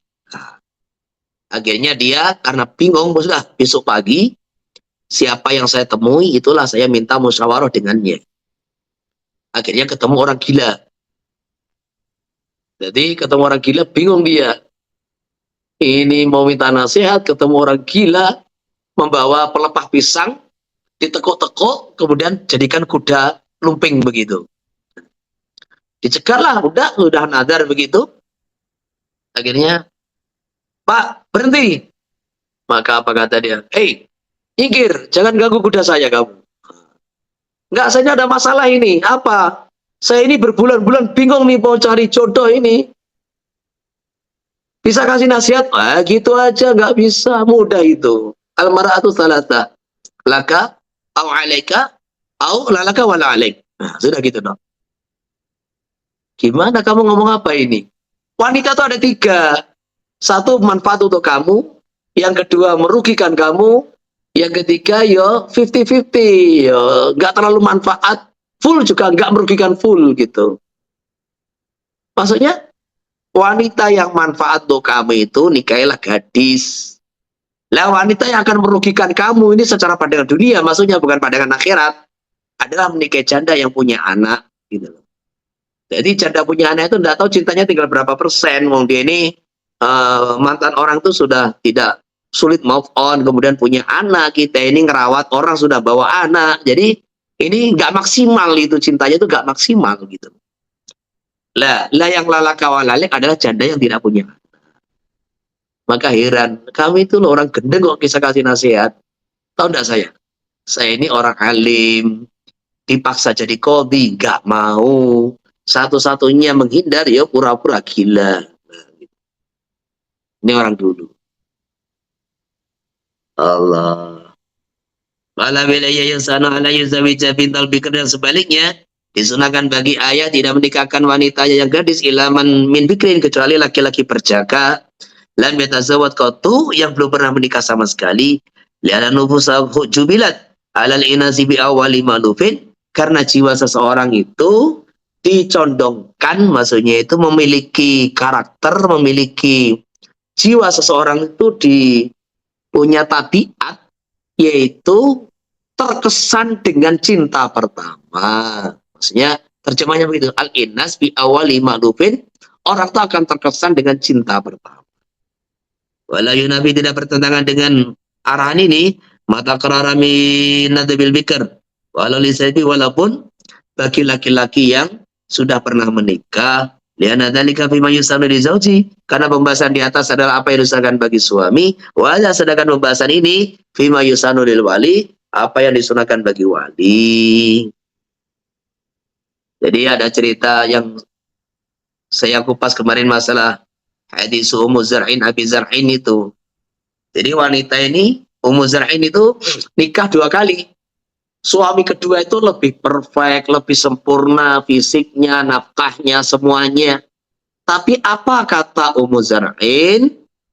Tetap cinta pertama itu sulit untuk dilupakan. Gitu.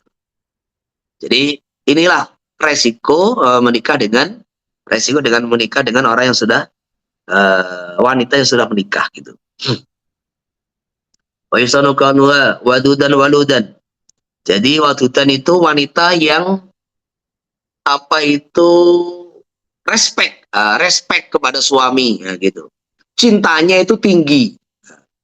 Jadi respect kepada suami bukan cool, bukan orang yang masa bodoh, bukan. Tapi respect kepada suami yang sangat mencintai suaminya, yang banyak anaknya. Wa yurafil bikir bi aqribiha. Kalau dia gadis diketahui banyak anak dari kerabatnya. Wa firatul aqli yang sempurna akalnya. Hasanatul khuluqi baik akhlak budi pekertinya. Wa balighata sudah balik. Wa baqita tawalati min ghairi ilal maslahati, tidak memiliki anak dari laki-laki lain kecuali ada maslahat. Khafifatul mari yang ringan maharnya, tidak menuntut mahar banyak. Nah ini. Jadi wanita yang terbaik itu wanita yang tidak menuntut mahar banyak. Dan laki-laki yang terbaik ada yang bisa menghargai istrinya. Jadi kalau nikah tuh wanitanya minta sekian itu yang Masya Allah. Ala takuna syakra. Nanti syakra itu putih yang berlebihan.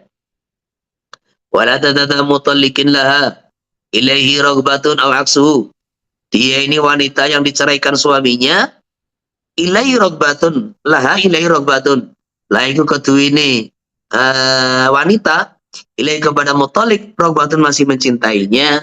Jangan menikahi wanita putus cerai, pisah karena cerai, yang dia masih mencintai suaminya, atau suaminya masih mencintai dia. Walaman bihilil khilaf, khiliha lau khilaf. Menikahi wanita yang kehalalan bagi suami, calon suaminya itu masih diperselisihkan. Kan zina utamata bi umiha. Jadi seorang laki-laki pernah zina atau tamatu dengan ibunya, maktubah, au zina utamata biha far'uhu. Atau menikahi wanita yang pernah dizinai anaknya atau orang tuanya, asyakka binabi radha, atau dia ragu-ragu ada hubungan radha. Jadi jangan menikahi wanita yang kehalalannya masih diperselisihkan. Wa hadisi ini datilami wal khutabi anna yu'anika kitawil al-mazulah wal qasirati damimah. Ada larangan dalam hadis, walaupun ini sanadnya masih mungkin perlu ditelaah, menikahi wanita yang tinggi kurus atau pendek yang gemuk itu. Jadi kutilang darat, kurus tinggi, dada rata. Jadi ini karena apa? Karena postur tubuh seseorang itu juga mempengaruhi perilaku dan kepribadiannya di antara. Atau yang kedua ya, wallahu alam, ini hadis tidak dibahas terlalu panjang. Wala Ibnu Hajar bisargil minhaji la ta'aradatil kasibatu. Kalau bertentangan sifat yang disebut tadi, wala yadaru anna yuqaddimu ad-dina mutlaqan. Maka yang saya pahami dari kalamul ashab, jadi fala yadhar itu maksudnya alladhi yadhar, maksudnya selepas saya meneliti kalamul ashab, kemudian timbul kesimpulan.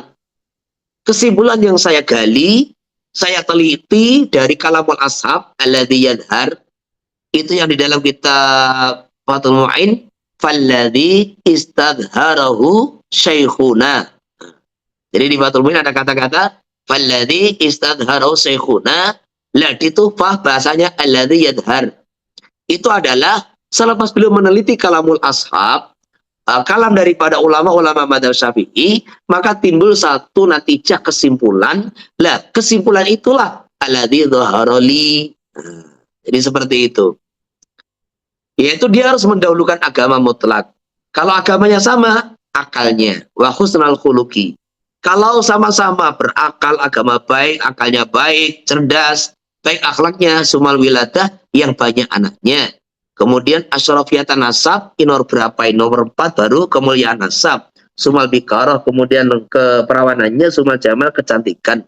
Semua masalah al-maslahatu fi'adaru. Biasa bistiadi, kemudian mana yang lebih banyak maslahatnya sesuai istiadatnya calon suami. Lakinau jazama fi sarkil irsyad. Tetapi belajar mantap dalam syariat bitakdimil wilada alal akal, yang banyak anak lebih didahulukan daripada yang berakal, lebih pintar, lebih berakal begitu. Namun kama yusanu lau tahariya di sifat biha. Sebagaimana calon suami diusahakan mencari sifat-sifat yang disebutkan tadi, kadzalika yusanu la liwaliha tahariha bihi. Bagi wali, bagi wanita kalau memilih suami, ya diusahakan meneliti dan memilih sesuai sifat-sifat yang disebutkan di atas. Nah, ini mungkin ada yang tanya? Boleh, sekarang pertanyaan bebas. Pertanyaan bab ini, bab lain boleh. Monggo. Assalamualaikum Ustaz. Salam. Ustaz izin tanya, kemarin terjadi di kampung ada perselisihan antara suami dan istri. Eh, jadi pasangan muda kemudian ada masalah cerai. Kemudian selepas cerai itu sang istri itu langsung langsung mau kawin lagi, tidak tunggu masa iddah. Ketika ditanya, maka dia mengatakan dia belum disentuh oleh suaminya. Ditanya suaminya mengatakan saya sudah jima dengan dia, sudah berkali-kali kata dia, sebab mereka ini sudah 3 bulan. Dan kedua-duanya itu sumpah. Istri sumpah bahwa dia belum dijima, kata sang suami sumpah kalau dia sudah jima. Itu yang dibenarkan siapa, Ustaz?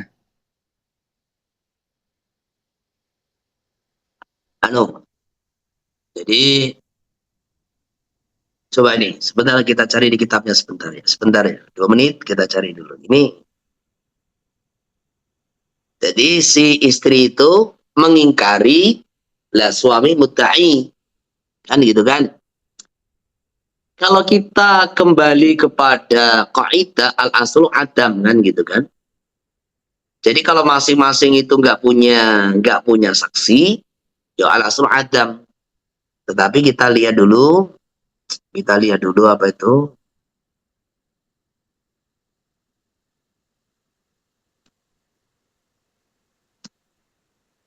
Sebentar.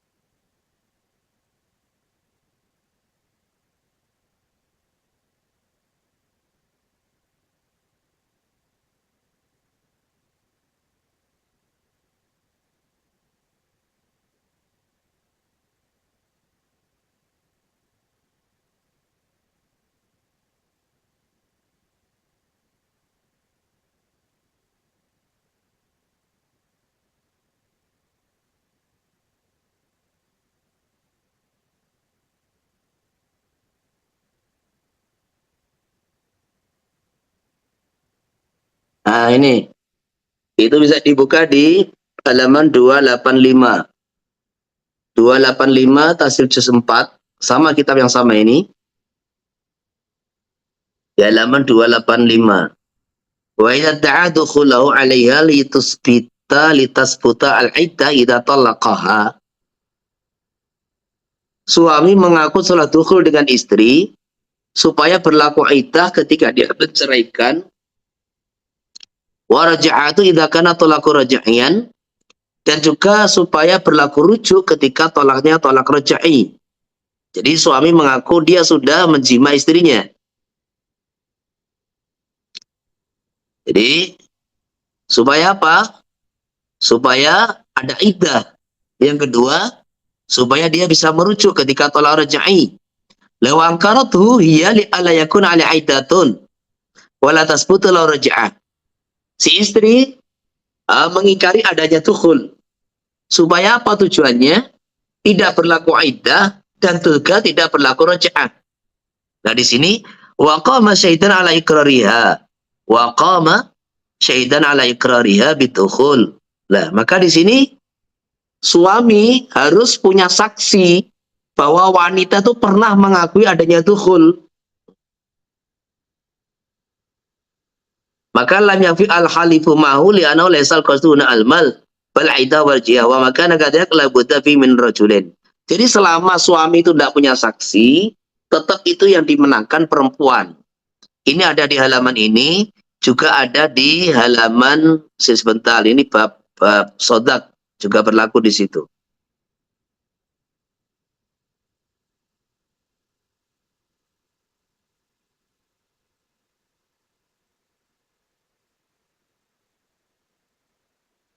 Di bab sodak. Jadi dalam masalah ini, itu siapa yang mengingkari, itu yang dibenarkan. Ini hukum mahkamah lah ya. Ini bukan hukum bicara hukum, apa itu namanya, hukum kenyataannya. Jadi ketika seumpama perkara ini dibawa di mahkamah, maka selama suami tidak punya saksi, tidak punya saksi atas dukhulnya, maka itu keduanya sumpah, itu sumpahnya istri yang dibenarkan li anal asra adamul wati, begitu. Lah, seandainya hakim memutuskan memang tidak ada wati dan istri si wanita itu menang, ya nggak salah karena hukum yang berlaku di mahkamah itu yubna ala dhahir. Jadi hukum yang berlaku di mahkamah itu dibangun di atas ya dhahirnya, sebagaimana maqala Sayyidina Umar bin Khattab radhiyallahu anhu, inna manahkum bil dhawahir wallahu taala yatawalla sarair. Jadi kita di mahkamah ini menghukumi sesuai laporan yang ada, hakikatnya yaitu Allah SWT yang tahu gitu.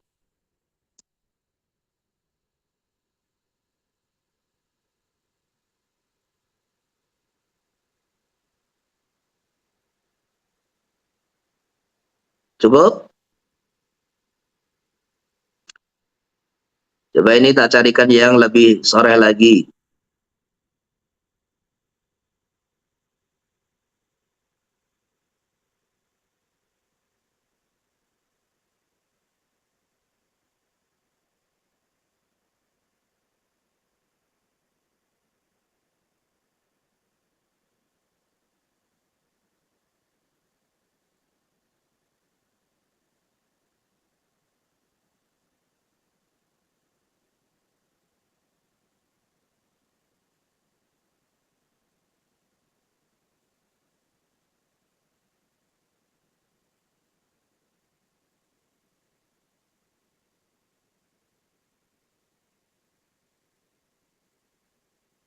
Sama itu dalam bab sidak, ketika berselisih masalah wati, satu mengaku belum, satu mengaku tidak, itu di halaman 75 itu juga yang dibenarkan yang mengingkari adanya wati gitu.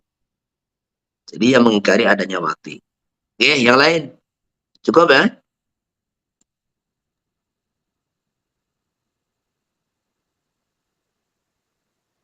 Syakirin cukup? Yes, Ustaz. Yes, jazakallah. Oke, yang lain? Ada pertanyaan?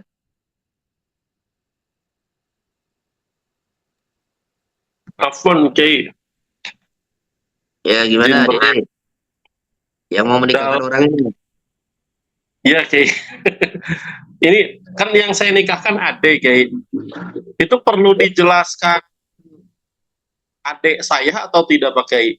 Rencananya pakai bahasa Arab atau cukup namanya aja dengan nama ayahnya? Misal Jawa Stuka Jadi, atau Jawa Stuka. gini, nanti menikahkannya begini. Jadi di situ kan saksi harus tahu. Ketika mau menikahkan, saksi dikasih tahu. Dan itu ada tafakur dari pihak KUA biasanya kan. Ditanya siapa walinya kan gitu kan.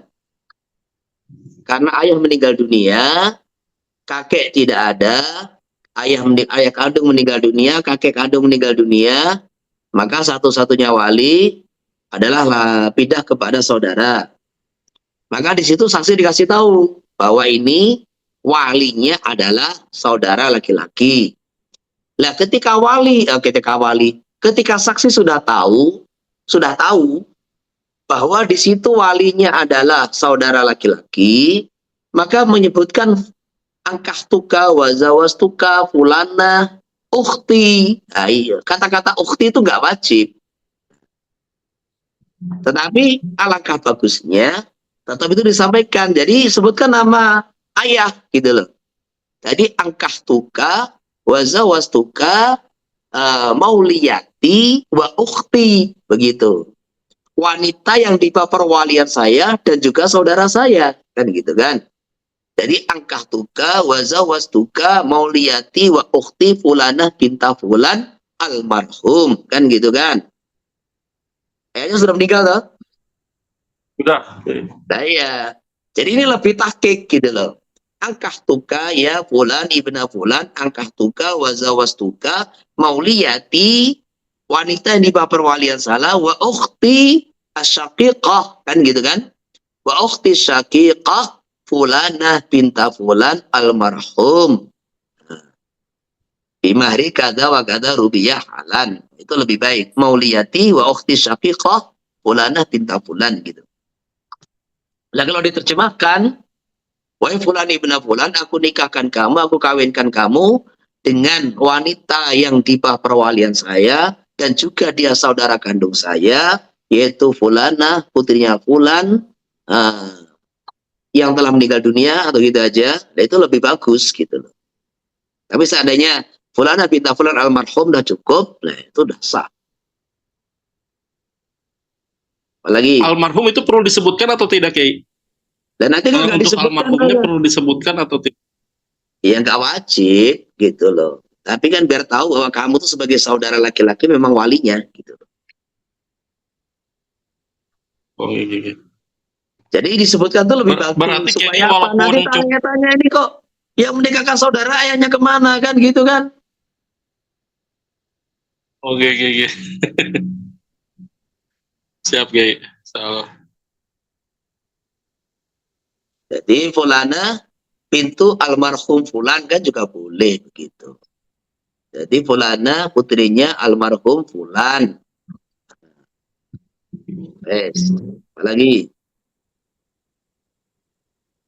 Yang lain ada lagi ya? Oh, iya.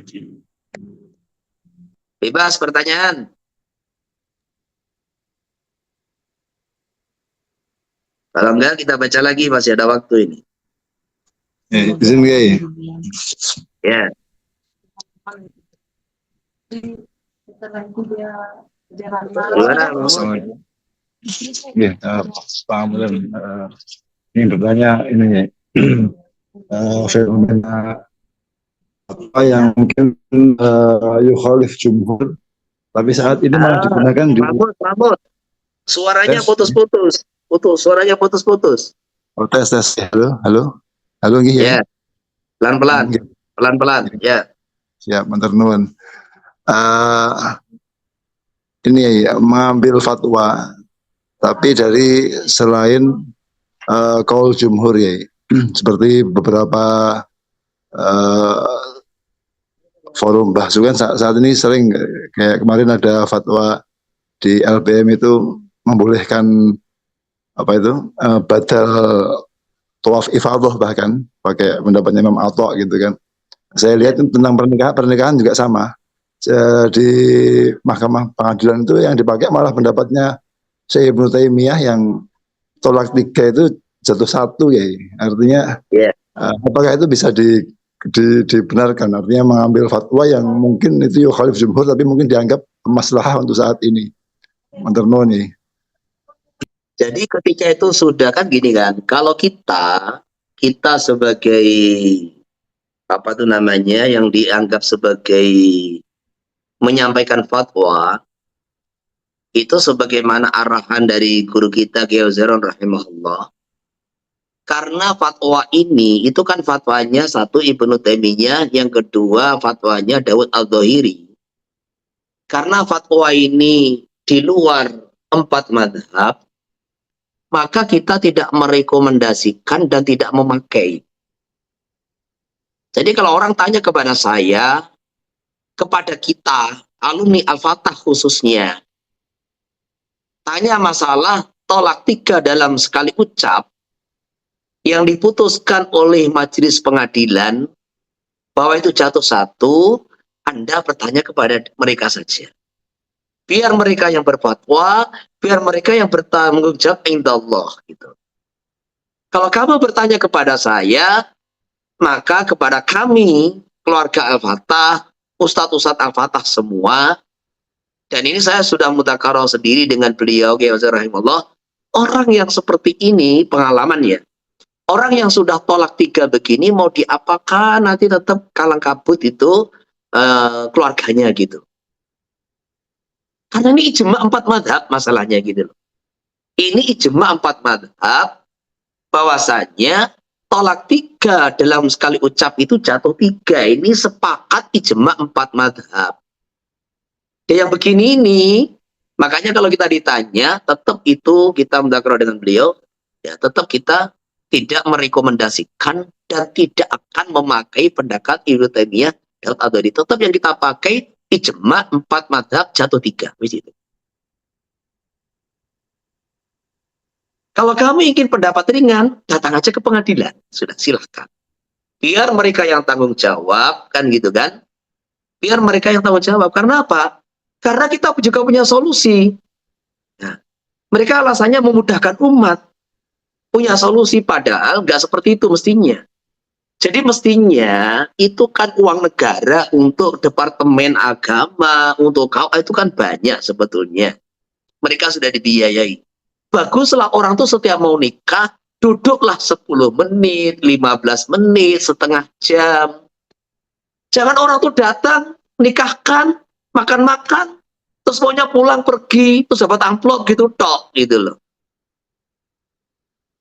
Jadi KUA itu harus ada pendanaan di mana di situ sebelum nikah itu ada mudzakarah kan gitu kan. Sekarang sudah ada. Jadi penyuluhan calon-calon suami istri itu ada. Itu wajib sebagai syarat. Sudah ada. Tapi mudzakarah yang disampaikan itu tidak maksimal gitu loh. Mudzakarah yang disampaikan itu tidak maksimal. Coba kalau setiap orang nikah kan gitu kan. Selesai akad nikah, duduk antara KUA, kemudian dikasih mudzakarah wawasan, bahwa tolak itu maksimal 3. Ini mudzakarah nggak sampai 10 menit, nggak sampai 15 menit. Dikasih mudzakarah bahwa pernikahan itu kita ini kumpul dengan orang yang belum maksimal memahami karakter masing-masing, punya kepribadian masing-masing, punya ego masing-masing. Maka kita jadi suami, jadilah sebagai orang yang betul-betul arijal qawwamuna 'ala nisa, tanggung jawab. Jadilah suami yang wa'ashiruhunna bil ma'ruf, siap mempergauli istri yang sebaik-baiknya. Ya, di antara mempergauli istri yang baik itu apa? Jangan mudah terpancing emosi dengan sikap istri yang menang sendiri gitu loh. Dikasih tahu. Lah, bagaimana mudah terpancing emosi?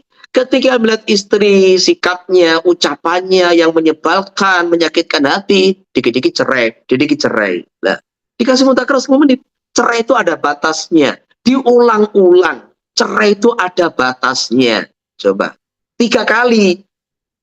Kamu cerai 1 masih balik, atau laku marrotan, cerai 2 kali masih bisa balik, cerai 3 nggak bisa.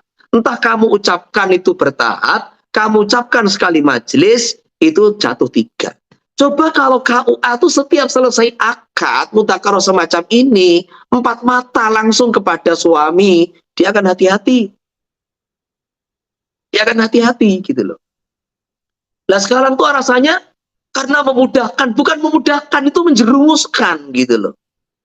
Itu bukan memudahkan, itu menjerumuskan. Jadi makanya, karena ini berat. Ini kesepakatan ini bukan hanya semenjak munculnya 4 madzhab. Kesepakatan ini sudah semenjak zaman Khalifah Umar bin Khattab. Ini sudah kesepakatan sahabat yang kemudian dilanjutkan oleh kesepakatan 4 madzhab. Gitu loh. Maka apapun alasan Anda, kalau tanya kepada saya, Anda sudah bukan suami istri. Kalau Anda mau cari pendapat dengan moro yang pengadilan agama, wis bainaka wa bainallah gitu loh. Itu urusan tolak tidak bisa ditawar gitu. Kemudian urusan mas tua itu diganti gitu loh. Itu juga sudah kamu tanya kepada dia yang memudahkan gitu loh. Sekarang itu orang mau tawaf itu mudah gitu loh. Mau pakai kursi roda, mau pakai apa itu mudah. Jadi kalau tawaf ifadah itu langsung dibuat boleh begitu ya nah. Boleh seperti itu. Nah, itu kalau memang orang sudah tidak bisa sama. Sekarang di Saudi itu ada jalur khusus. Jalur khusus dari hotel itu masuk ke Masjidil Haram, itu di lantai atas lebar berapa meter dibangun itu, di lantai 3 itu jalur khusus untuk orang yang tawaf pakai kursi roda. Entah tawaf itu didorong, entah tawaf itu pakai kursi listrik, kita dampingi, bayar juga murah. Jadi nggak ada darurat untuk diganti, itu nggak ada gitu. Semua sudah dimudahkan gitu loh. Maka fatwa-fatwa yang saldun nyeleneh dan itu, ya sudah, silakan tanya kepada yang membolehkan. Kita tidak akan merekomendasikan semacam itu. Karena apa? Karena urusan ini solusi itu sudah banyak. Dan itu bisa dikerjakan gitu. Apalagi? Ya, makasih ya. Mungkin sikap saya ya, ketika saya di forum-forum itu kan, artinya kan kita kadang dipaksa untuk mencarikan kaul itu gitu ya, seperti ini dari Kemenak itu kan kemarin meminta fatwa agar dam tamatu itu di Indonesia begitu ya, nanti dibagi di Indonesia, itu kan juga agak polemik gitu. Apakah boleh gitu kita menggunakan fatwa seperti itu, menyampaikan, atau seperti apa sih? Jadi kan mereka ini maunya mencari-cari yang mudah-mudah kan gitu kan. Yang ada dalam tashil itu di mazhab Hanafi tetap disembelih di tanah haram, dan nanti pendistribusian dam itu boleh di luar tanah haram karena di sana nggak ada yang makan gitu loh. Tapi tetap disembelih di sana.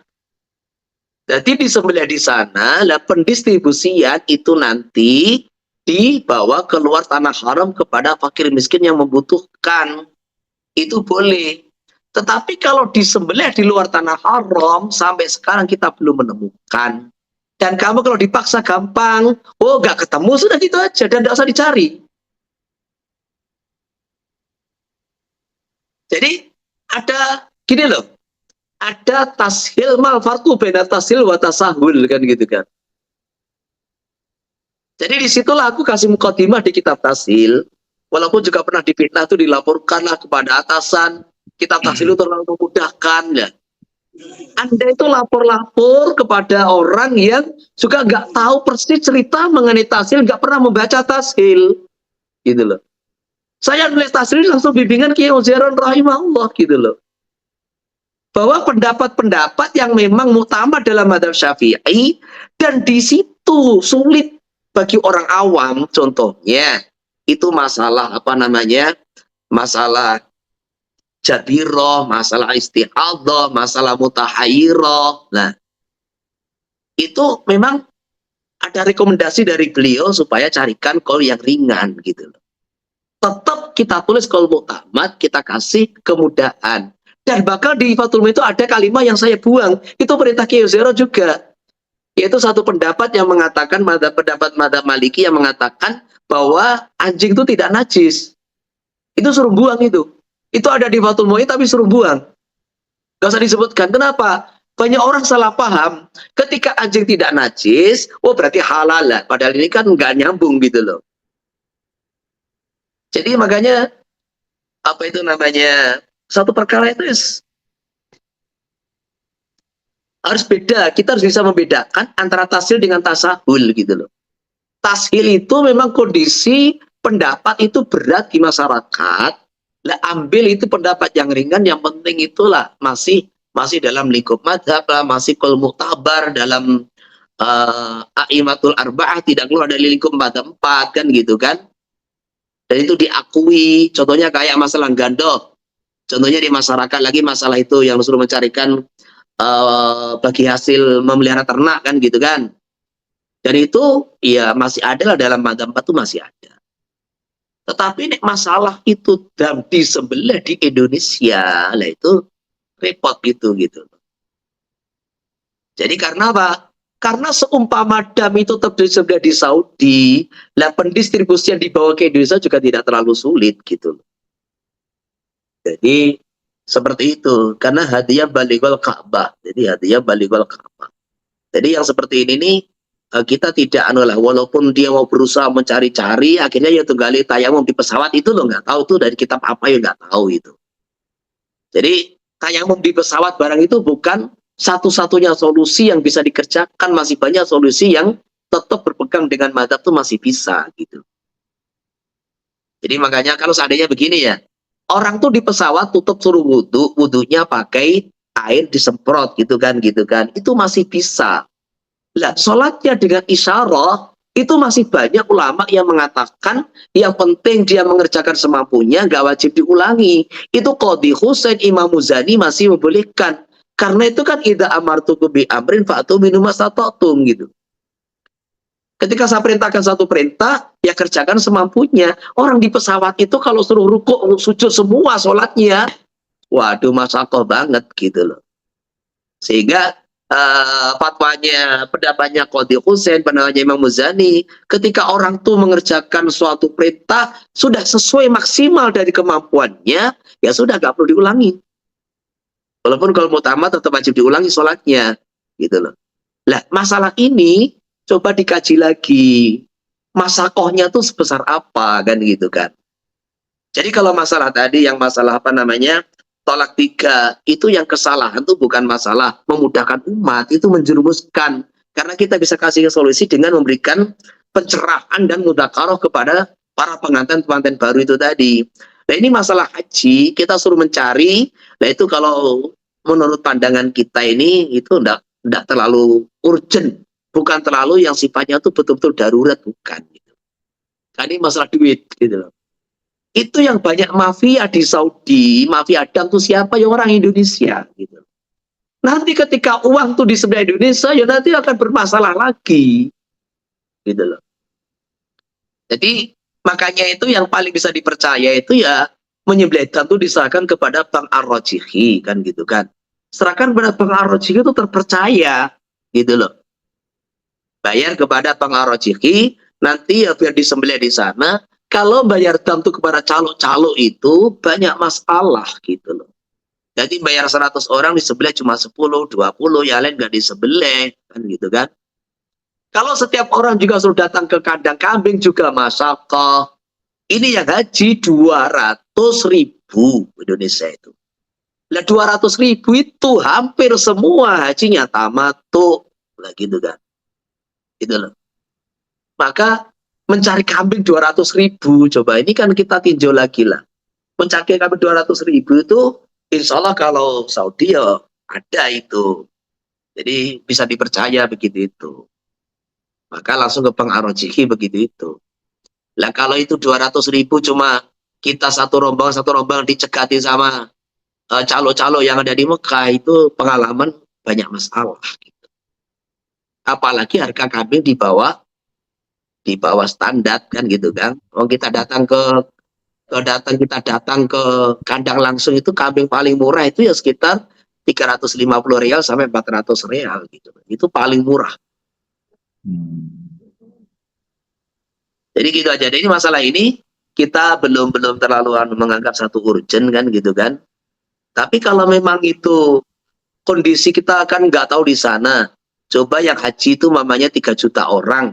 Lah kira-kira di Saudi itu ada nggak kambing sebanyak itu kan gitu kan. Mamanya yang tamatu itu ada 1 juta, sudah gitu aja lah.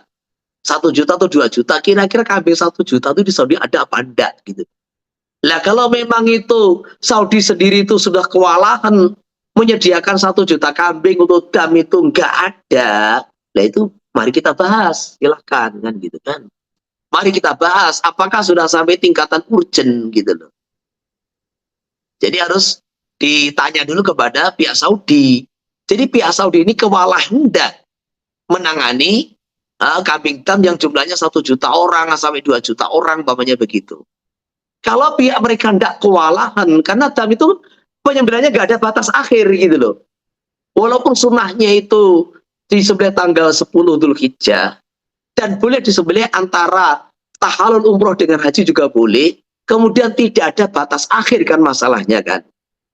Jadi sehingga itu Bang Ar-Rajiq itu menyembelih mungkin 15 hari selepas musim haji, 1 bulan, 2 bulan, nggak ada masalah. Sehingga selama ini tidak ada pernah permasalahan mereka ini curhat atau komplain kehabisan stok, itu belum pernah gitu. Jadi selama pihak Saudi sendiri pemerintah itu bisa menangani dengan maksimal itu 1 juta atau 2 juta kambing, maka kita jangan berfatwa ini sudah darurat, yang menangani nggak merasa kesulitan kan gitu kan, gitu loh. Nah, kecuali kalau Saudi sudah merasa kewalahan, mari kita bahas, carikan pendapat yang membolehkan seperti itu. Jadi ini pandangan saya pribadi kurang lebih seperti itu. Jadi harus bisa membedakan antara tashil memudahkan dan tasahul orang yang teledor, istilahnya tuh sembrono di dalam mengamalkan agama. Gitu. Cukup ya? Ya, terus nih, jazakumullah khairan. Ini sudah jam 10 lebih. Ya, mudah-mudahan dimudahkan oleh Allah SWT. Subhanallah, subhanallah, Assalamualaikum warahmatullahi wabarakatuh. Waalaikumsalam.